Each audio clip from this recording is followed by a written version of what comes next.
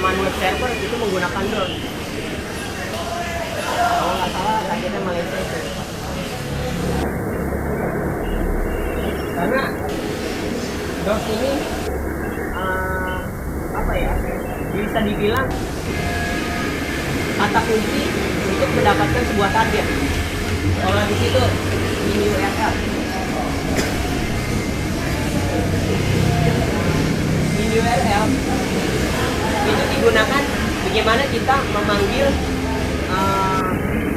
alamat atau target yang bakal kita invest dengan memanggil alamat URL. Kenapa memanggil alamat URL? Karena di Google sendiri ada fungsi yang namanya SEO. Ada yang tahu SEO, Search Engine Optimize. Nah, kalau dari situ lah, drone itu kebuat all in URL. Bedanya sama URL apa itu? All in URL itu lebih spesifikasi. Kalau misalkan kita menembus sebuah situs, all in URL lebih spesifikasi. Misal kita mau mendefend sebuah situs yang apa ya, yang bertipe jualan seperti Bineka, Kaskus atau pokoknya banyak lah. Itu menggunakan URL. Itu kan ada all URL sama dengan news. Berarti yang diincar apa? Berita. Berarti situs-situs portal kemudian langsung ada ID sama dengan 5 tag. Itu disebut kategori dalam di sini. Jadi dia akan mengambil situs portal yang mempunyai fungsi news dan kategori 1. Title sendiri itu digunain sih jarang ya.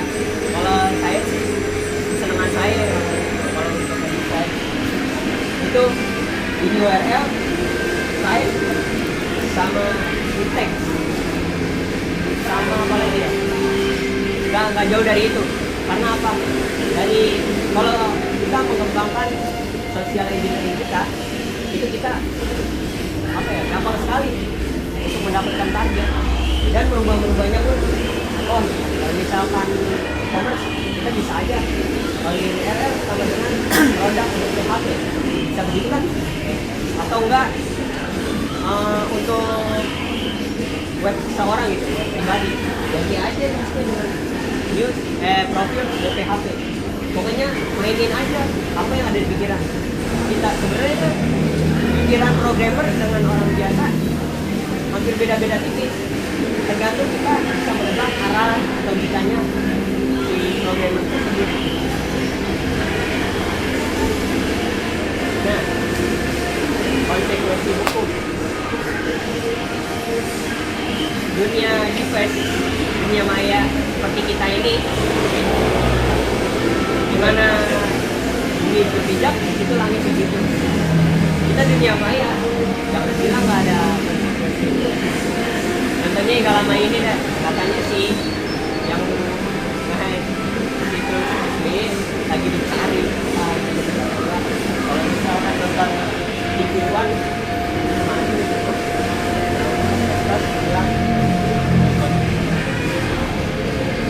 itu tuh makanya ada, kita juga harus hati-hati. Kita dalam menginvest, kalau yang udah pro gitu ya, dia tuh udah nggak perlu namanya ada IP atau menggunakan proxy dan lain sebagainya untuk menggunakan. Karena apa ya, web sekarang sendiri ya, kalau udah kemajuan web sekarang tuh dia udah bisa menunjukkan namanya sistem lock tuh, dan gimana namanya identitas. Jadi antara website dengan depannya sekarang udah beda-beda. Website sendiri kemampuannya bisa tidak bisa mengetek pengunjung mana tempat kapan waktu. Sekarang website sekarang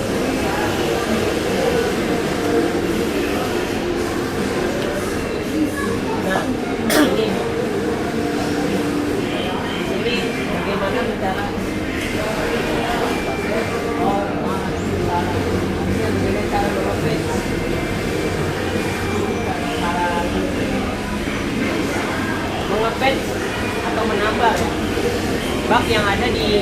sebuah website itu banyak caranya. Karena defense itu terjadi karena dari sisi user, aplikasi sampai web server semuanya rentan dengan aksi defense. Kita bisa menyerang situs dari segi user, kita memasang keyword, target adminnya, atau social engineering dengan ngibulin usernya. Kalau dari segi aplikasi, ADI, API injection, XSS pun jangan dikira hanya tampilan terus muncul enter by, nggak hanya gitu. Dari XSS kita bisa menghapus database. Bahayanya itu kalau nggak ada filter untuk programming PHP. Default setting atau configuration. Terkadang saya tuh ya sedihnya situs-situs pemerintah untuk Go.id kadang di defense tuh karena webmasternya sendiri membuat web itu konfigurasi yang masih standar. Dia nggak ada perubahan modifikasi script, nggak ada yang perubahan sistem konfigurasi dari cPanel itu nggak ada. Padahal saya yakin itu dia ngebayar, pemerintah ngebayar ke webmaster nggak mungkin puluhan juta juga, pasti ratusan juta.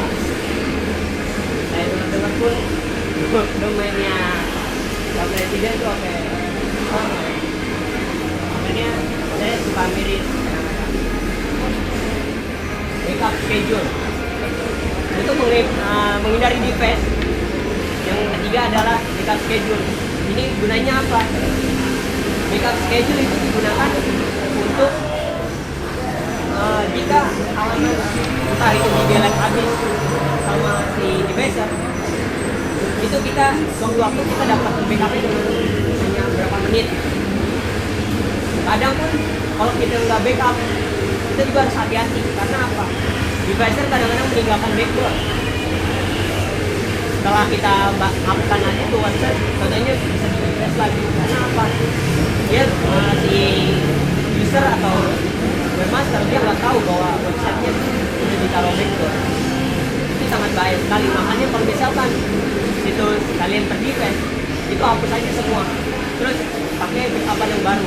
Makanya diusahakan kalau kita punya blog dengan server sendiri gitu ya, misalkan tiap bulan itu update gitu. Setelah kita mau update, jangan lupa di backup juga, tunggu sampai gitu. Karena apa? Ya untuk menanggulangi tadi. Nah itu juga udah jenis-jenisnya. Jadi juga kita juga harus tahu sekarang apa sih yang lagi tenar, serangan jenis apa sih yang sedang tenar, cara bertahan apa sih yang harus kita gunakan. Karena kita tahu dan nge-patch suatu website itu kita juga belajar dari orang-orang lain gitu yang mengalami duluan atau dari proses analisis. Plugin ini yang paling bahaya seperti CMS Journal tuh dari plugin. Karena apa? Orang bisa nyerang tidak hanya dari URL tapi dari plugin itu sendiri. Karena apa? Plugin itu ada yang langsung berkaitan dengan sistem. Kalau udah berkaitan dengan sistem, apalagi udah kebolongan, maka ada juga sih apa ya, tools untuk backtrack atau yang free lain atau yang berbayar itu yang berguna scan plugin ini. Jadi dia akan mencari plugin yang bermasalah. Dan enaknya kalau yang backtrack dia dikasih solusinya gimana cara plugin itu agar tidak bisa di-hack lagi. Nanti ada informasi benten ini. Kalau kalian ingin terjun ke dunia bersama web designer, web programming, webmaster, yang lain-lain lah, pokoknya berhubungan dengan web, usahakan juga saat membuat web itu diuji dulu, entah dari segi keamanan, fungsi, usability, wah itu banyak. Itu harus semua dicek, semua bagian. Karena apa? Untuk memasuk sebuah rumah itu nggak hanya bisa lewat itu kan, bisa banyak celah, kita manjat dinding, ada helikopter jatuh di atas itu, pokoknya itu yang harus diperhatikan handset, karena di situ awal backdoor scanner. Nah, backdoor scanner ini dilakukan saat website sudah terdefect. Karena apa? Yang tadi saya bilang, defactor kalau udah terdefect pasti ada file yang ditinggalkan. File yang ditinggalkan itulah yang harus kita hapus. Karena apa? Kalau nggak kita hapus, cuma kita bakal defactor lagi. Kita